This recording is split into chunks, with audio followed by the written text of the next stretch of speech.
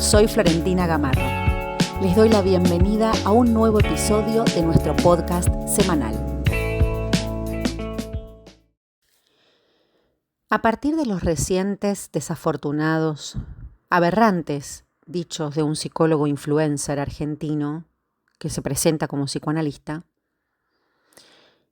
me pareció oportuno proponerles pensar algunas cuestiones a la luz de la posición ética de los y las analistas, la función del discurso psicoanalítico y de qué modo estamos comprometidos a denunciar, repudiar e incluso escrachar ciertas conductas que se enmarcan en acciones violentas, abusos de poder y de la feroz crueldad enmascarada en el quehacer de distintos espacios relacionados con la psicología y el psicoanálisis, porque sabemos que este caso no es el único. Lacan decía que el secreto de la alegría está en el encuentro con los otros, con los que se pueda compartir las causas de la alegría. Y hoy voy a tomar prestadas estas referencias sobre esta pasión del alma para proponerles conversar sobre un tema que pocas veces, a mi entender, se ha puesto sobre la mesa, aunque se haya hablado mucho, que es el lazo entre analistas. Este lazo que no se trata de una comunión, sino de encuentros oportunos y necesarios. Encuentros que no reniegan de los peligros, por supuesto, y de las vicisitudes y contingencias que implican los encuentros. Y que el lazo entre analistas es aquello que pone en marcha el discurso analítico.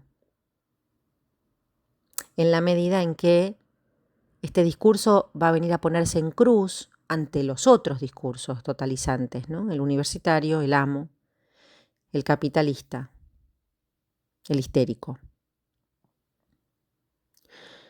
Podemos estar más o menos advertidos a estas alturas, podamos orientarnos hacia vías más virtuosas en el sentido oriental de la palabra, ¿no?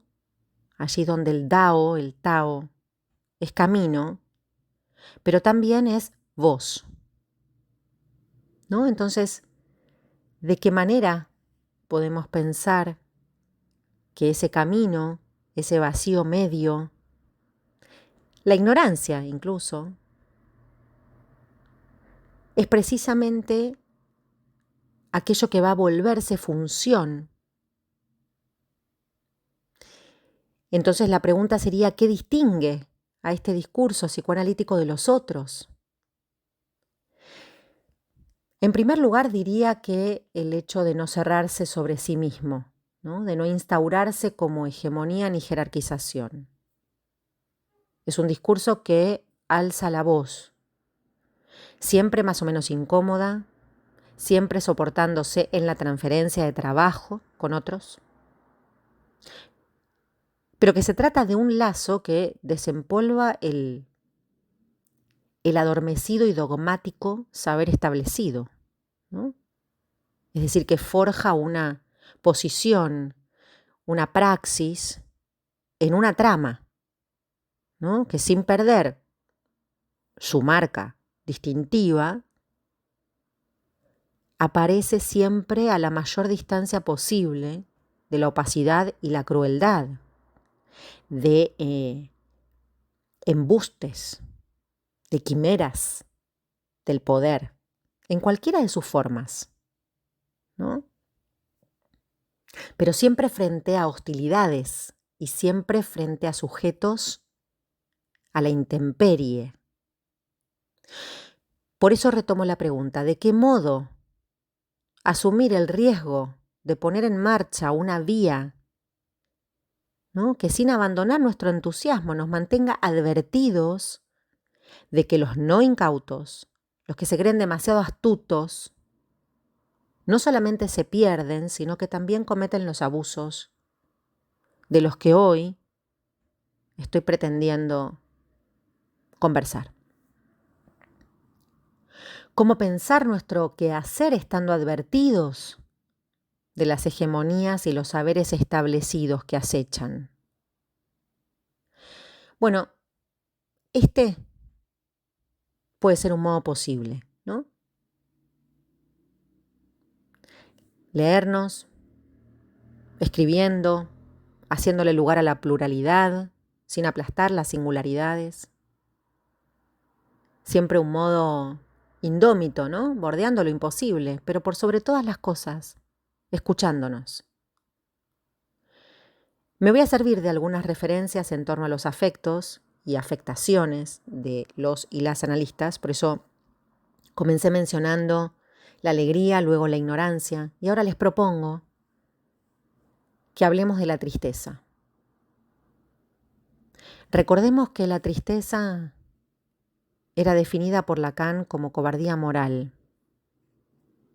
Cuando hizo referencia a las pasiones del alma, justamente lo que hizo fue llamar la atención sobre la tristeza diciendo que es uno de los pecados, siguiendo a Dante.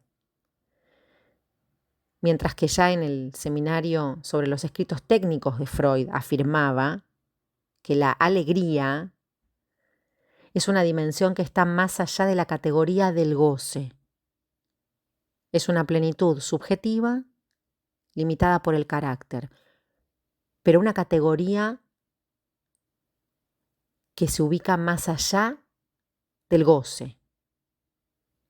Me interesa proponerles un retorno hacia la ética y el deseo del analista a partir de estos afectos que no se desligan de la castración, fundamentalmente. Se trata entonces de que la intervención analítica resitúe la diferencia, ¿no?, entre lo que podría ser una demanda de amor y la demanda de saber, de los abusos de poder que la transferencia confiere. No depende tanto de cómo comprendamos o no, o cómo nos formemos una opinión de un texto de Freud. Se trata específicamente de los abusos de poder que la transferencia confiere.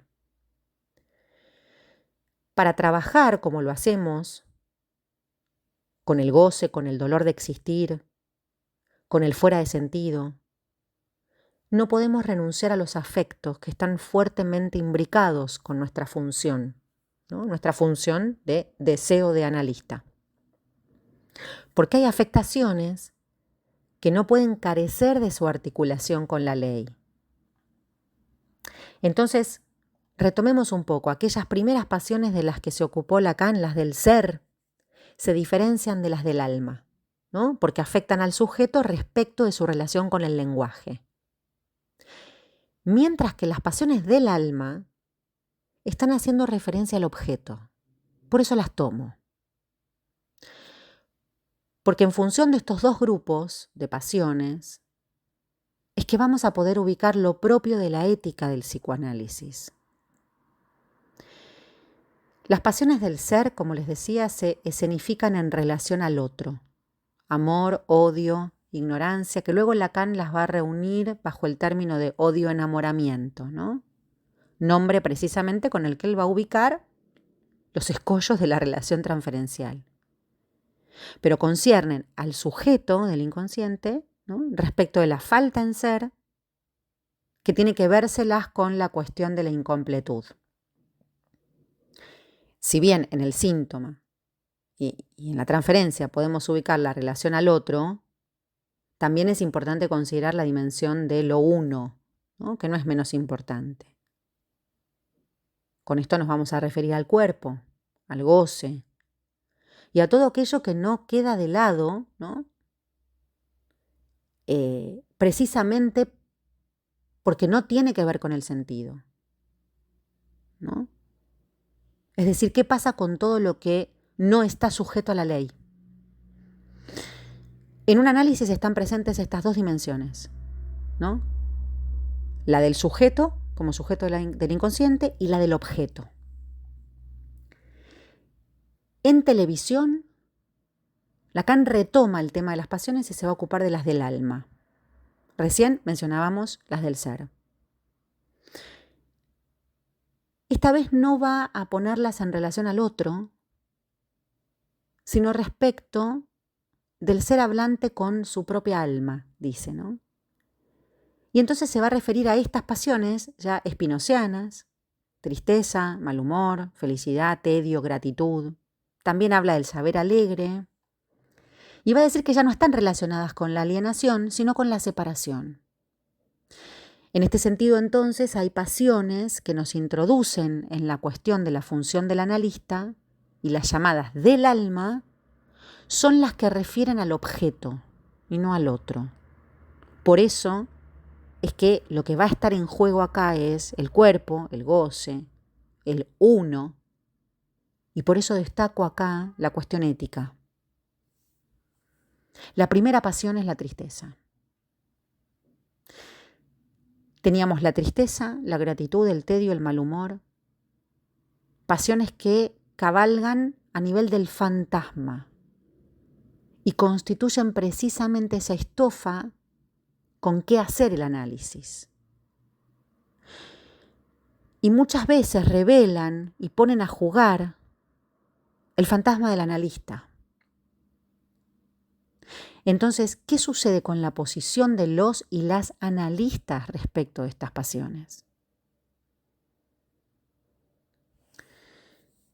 Yo considero que hay posiciones que se erigen, ¿no? Y uso este término para darle todo el valor de rigidez y estoicismo, ¿no? Como amos, dueños del saber, pero que distan bastante de ese rasgo que aporta la alegría, precisamente, ¿no? Que es la castración. Tal vez ese sea precisamente el rasgo, ¿no?, que queda del lado de cierto cinismo incluso. Si hay algo a lo cual se espera que renuncie quien vaya a ocupar la posición de analista, es precisamente a este saber absoluto, beato, mientras que solo si se denomina saber alegre, o lo que era docta ignorancia, podrá advenir el afecto que acompañe ese hacer analista. En este sentido es que vale la diferenciación que hicimos al comienzo respecto de la tristeza como cobardía moral. Hay situaciones ante las cuales, digamos, no se puede responder con indiferencia. Por eso la dimensión de los afectos, porque adquieren un valor índice de lo real, ¿no? Por eso se ponen en juego en relación a la posición ética del analista. Es un tiempo en el que el saber dogmático no deja de emparentarse con posiciones alimentadas por las furiosas y encarnizadas voces del super-yo. También en la vertiente del goce, ¿no? Incluso por el decir canalla, cínico, de quienes por el hecho de tener un micrófono abierto cree que pueden salir a decir cualquier cosa, ¿no? Y no miden las consecuencias de ese decir, que es equiparable a cualquier forma de abuso. Y pienso en los diagnósticos, ¿no?, en que en nombre del discurso analítico nos encontramos envueltos en ciertos modos de estructurar la clínica o hacer de la clínica un modo de encasillar, ¿no? Seguir hablando de histéricas, de obsesivos, de fóbicos. Estandariza modos de intervención, ¿no? Utilizando el lenguaje, podríamos decir, no fácil y accesible, sino vulgar, vulgarizado, ofensivo, con una especie de propuesta de divulgación, ¿no?, de manual práctico del psicoanálisis. Y es por esta razón imperiosa que revisar el modo en que Lacan puso en consideración a los afectos, a mi criterio, nos acerca más respecto del qué hacer de los analistas, porque si consideramos que la posición de un analista depende en mayor medida del propio análisis, el estilo de cada uno está fuertemente vinculado con el modo en que ha podido atravesar el embrollo de sus pasiones, si es que las atravesó, claro, ¿no?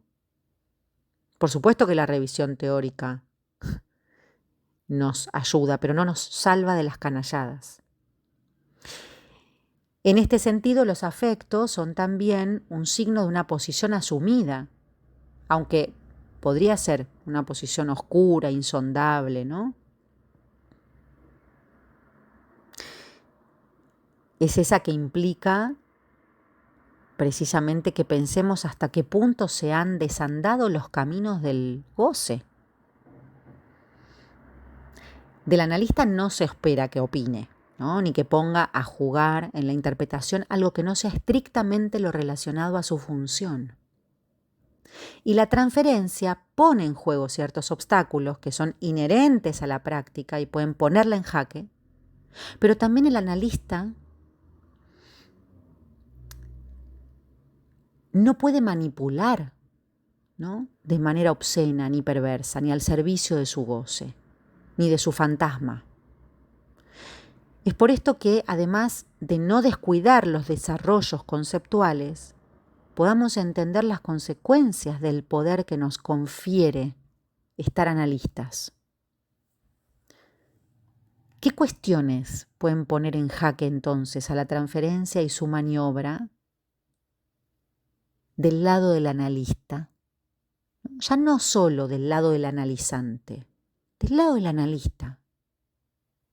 Porque la consideración de la presencia del analista nos pone frente a la cuestión del semblante y nos coloca siempre en el banquillo. Y este es un punto fundamental que no puede pasarse por alto justamente por la importancia del análisis del analista. Porque si estar analista requiere de la distancia entre el analista y su persona, esta cuestión pone sobre la mesa lo referente a las pasiones del ser, amores, odios, ignorancias, pero también los goces en juego. Lo voy a decir de otro modo. Si no quedan los restos de que un analista ha cedido ante su goce, si no queda bordeado el no todo, y las consecuencias, ¿no?, es que esto implique que un analista no haya renunciado a la satisfacción pulsional, podríamos decir, entonces esto puede conducir a los peligros más terribles, porque no hay analista sin sesión de goce, y esto solo se logra atravesando el propio análisis. Si no hay una renuncia en juego, la posición de analista no va a ser posible porque no se va a poder disponer a esa función. Estar analista, parafraseando al gran Ulloa, no equivale a decirse ni querer ser analista, ¿no?, ni sostenerse con el autobombo. Tampoco implica que se trate de que otros, ¿no?, se hagan analizar. Entonces lo que distingue precisamente a la posición del analista es que el analista no va a participar de las pasiones. Quiero destacar que entre analistas hay puntos de encuentros que se tejen, ¿no?, en tramas de compromiso social, el compromiso que nos convoca. Y eso no podría de ningún modo construirse sin otros, a pesar de que siempre en algún punto es en soledad, nunca es sin otros con mayúscula ni otros con minúscula. En estos mares de aguas más o menos revueltas, siempre va a haber ganancia y pérdida de pescadores, por supuesto, es parte del asunto. Por eso los lazos. Este es un tema vigente y nos sigue presentando interrogantes, ¿no?, así como el amor, la dulzura, la ternura, el cuidado. El lazo entre analistas fundamenta una potencia discursiva. No es sin otros, pero eso no siempre asegura un nosotros. Como practicantes del psicoanálisis habitamos esa frontera entre el psicoanálisis en intención y en extensión, ¿no?, ese decir hacer que no se logra sin transferencias de trabajo. Ahora está en cada uno de nosotros no huir en el intento, porque se trata de una afectación a la cual más de una vez nos ganaría escabullirnos. Pero fundamentalmente no podemos descuidar que, antes que nada, nuestra función no debe extraviarse de la dimensión social. Interrogar, interpelar, cuestionar lo impuesto, aquello que por fuerza de ciertas fijezas y perezas se ha cristalizado, incluso adormecido, diría. Pero también denunciemos, habilitemos a la palabra de las víctimas, alcancemos precisamente esos rincones donde las voces se puedan alzar, cuando seamos carne de abuso, en cualquier situación, estudiando, supervisando, en los análisis. Comprometámonos con los abusos que nuestros analizantes muchas veces nos hacen testigos. Algunos de ustedes ya saben que hace unos meses recibí duras amenazas por expresarme en contra de 2 analistas que armaron una red de derivación de pacientes y que cobraban el 35% por cada derivación, ¿no? Muchos lo han sabido, la denuncia la hice pública sin decir quién, por supuesto. Había gente con miedo, analistas en formación que temían perder su fuente de trabajo. Y todavía hoy no hay ninguna medida tomada. ¿Por qué? Porque cuentan con un discurso armado y con una infraestructura marketinera y comercial lo suficientemente grande como para que ni siquiera se pueda ubicar ahí el marco de lo legal o lo ilegal, sino que lo que se pasa por alto es la cuestión ética. No obstante, sí pueden amenazar, ¿no? Mandar a decir que hable, estamos esperando que dé nombres para hacer la mierda. Y siguen divulgando el psicoanálisis, ¿no? Se llenan de seguidores, de alumnos, además de haberse ocupado de difamar, ¿no? Incluso sobre mi persona y sobre mi profesionalismo, con las más aberrantes mentiras. Pero sí les puedo decir que hubo muchos con miedo. Sé que otros tantos no conocen con precisión lo que sucedió, pero es el momento de no callar. Y es momento de cuidarnos de posiciones cínicas y de violencias ejercidas bajo la aportación de matrículas habilitadas. Es por esto que hoy insisto y nos pregunto, ¿qué hacemos los y las analistas para contribuir a que el psicoanálisis no sea un discurso que se cierre sobre sí mismo como los otros? ¿Cuál es nuestro compromiso con la transmisión y qué entendemos por esta? ¿De qué modo encontrarnos, ¿no? ¿De qué modo encontrar en el otro un prójimo posible que nos recuerde aquello de la hospitalidad? Porque las nuevas ideas también precisan ser acogidas, ¿no? De hecho, en la lengua francesa hay una potencia resonante de una homofonía entre la palabra razón y resonancia. No lo voy a decir en inglés, en francés porque mi francés no existe. Pero entre la razón y la resonancia, una de las propiedades precisamente de la palabra, que es resonar, y la experiencia analítica transita entre la resonancia como razón del inconsciente, pero también la resonancia en el cuerpo, ¿no? ¿Qué es lo que en todo caso nos permite que esta resonancia no pueda funcionar si no nos dejamos tocar por eso que se dice? Entonces hoy quiero decir que el encuentro que enlaza, ¿no? Como anillos que se engarzan en otro collar hecho de anillos, de un modo colectivo de decir, con los afectos y afectaciones que eso conlleva y que le es inseparable, que por supuesto se trata de recorridos singulares, sí, pero esas singularidades no tendrían ningún sentido si no se enlazan con otros. Afortunadamente estas experiencias nos ayudan a sentirnos menos solos en la incomodidad de nuestra práctica, ¿no? Ante esos embrollos, las dificultades, ¿no? Y las alegrías también. Pero también se trata de dejar menos solos a quienes necesiten, ¿no? Que no hagamos oídos sordos ante las aberraciones que en nombre del psicoanálisis cometen algunos y algunas. Me refiero entonces al lazo social que el discurso psicoanalítico soporta. Nuestra práctica se soporta, se realiza en el marco de un discurso como modo de lazo, convocados a unir precisamente a nuestro horizonte la subjetividad de la época. Las afectaciones, ¿no?, de los analistas en muchas ocasiones constituyen el núcleo de nuestro síntoma, pero otras veces la salvación, porque no podemos suponernos desafectados del sufrimiento descarnado y sometido al poder del amo en cualquiera de sus formas de violencia. Sostener el discurso psicoanalítico y su función, por supuesto que es un acto de resistencia ante los narcisismos de las pequeñas diferencias, sobre todo, pero también un compromiso político en la medida en que es la ética lo que se pone en juego.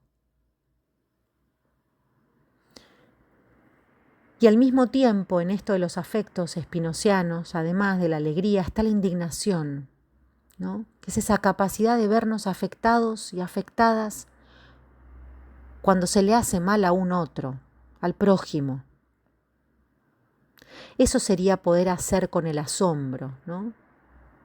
Algo parecido a lo que los orientales llaman compasión, que no es sentir lo que siente el otro, eso sería más empatía, sino la posibilidad de salir a manifestarnos con repudio hacia quienes le hacen mal a otro.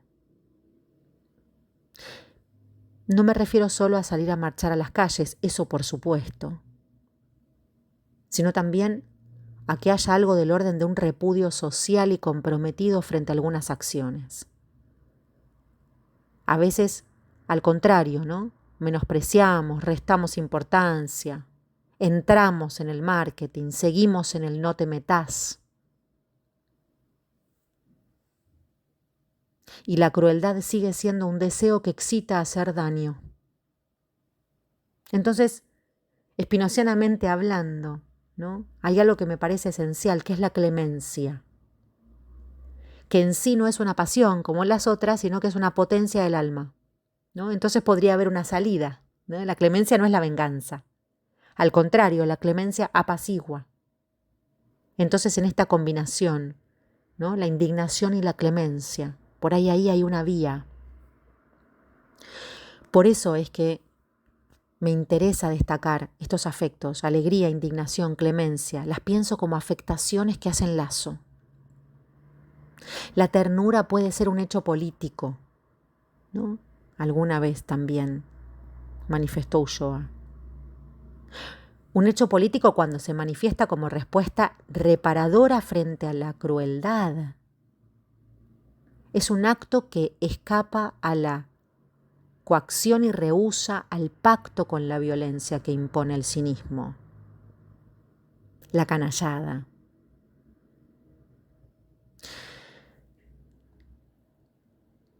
Para finalizar, quiero destacar el trabajo de algunas colegas que están haciendo de manera destacada, ¿no?, realmente para alojar las denuncias de las diferentes formas de abuso. Se trata de la Red Federal PSI, formada por un grupo de psicólogas y psicoanalistas que trabajan en diferentes puntos del país con el objetivo de visibilizar las violencias y abusos en cualquier forma, ¿no?, cualquier forma de poder, que ocurren en el ejercicio de la profesión de la psicología y especialmente del psicoanálisis, dentro del psicoanálisis muchísimo más de lo que quizás está a nuestro alcance conocer. Desnaturalicemos la violencia y los abusos en cualquiera de sus formas, ¿no? Porque no solamente las conductas sexuales, ¿no?, son las abusivas, no solamente estamos hablando de los abusos sexuales, sino de los abusos de poder en cualquiera de sus formas, porque cobrar el 35% por derivaciones también es un abuso.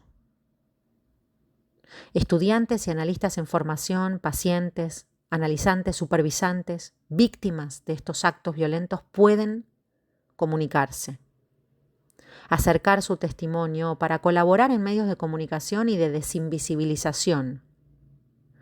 Pueden contactarse por medio de un Instagram que es @redfedpsi o enviar un mail a redfedpsi@gmail.com. Que nos afecte la indignación.